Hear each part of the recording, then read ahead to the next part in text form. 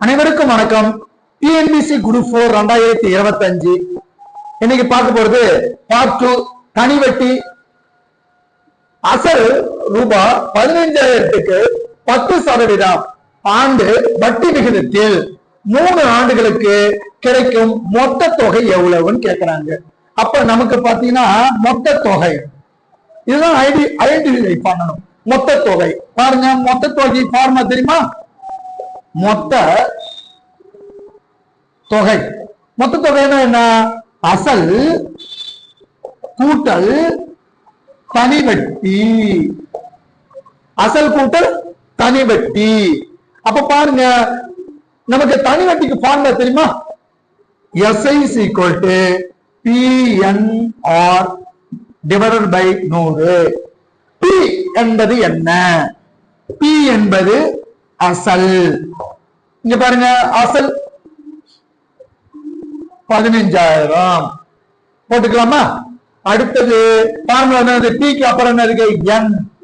N என்பது வருடம். 3 ஆண்டு கொடுத்துருக்காங்களா?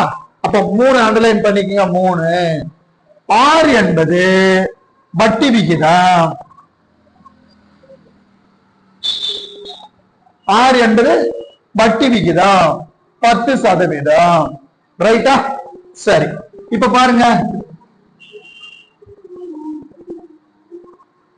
ரைட்டா? இப்ப என்ன பண்றான்? P என்ன வேல்யூ? 15,000 இன்டு N என்ன? 3. R என்ன? 10 டிவைடட் பை 100. இந்த ஜீரோவுக்கு இந்த ஜீரோவுக்கு அடிச்சுக்கலாமா? இந்த ஜீரோவுக்கு இந்த ஜீரோவுக்கு அடிச்சிடலாமா? மீதி என்ன இருக்கு? 1500 இன்டு 3 மல்டிப்ளை பண்ணுங்க. 3ஆல மல்டிப்ளை பண்ணு.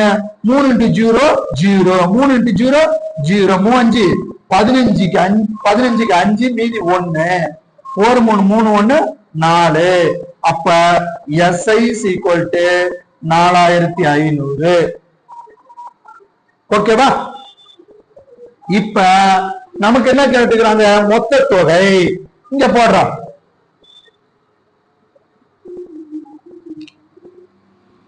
இப்படி போடுறோம். மொத்த தொகை. மொத்த தொகை என்ன? அசல் பிளஸ் தனி வட்டி. அசல் பிளஸ் தனி வட்டி.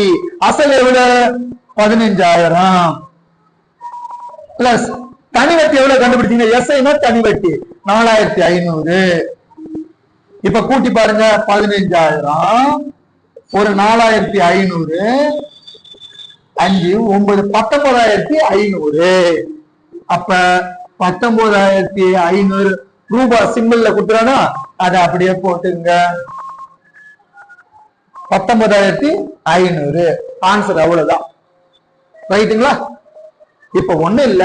PNR மொத்த தொகைன்னு கொடுத்தா மொத்த தொகை ஃபார்முலா அசல் பிளஸ் தனி வட்டி. தனி வட்டிக்கு எனக்கு ஃபார்முலா தெரியும். PNR divided by 100. P என்பது அசல், N என்பது வருடம், R என்பது வட்டி விகிதம்.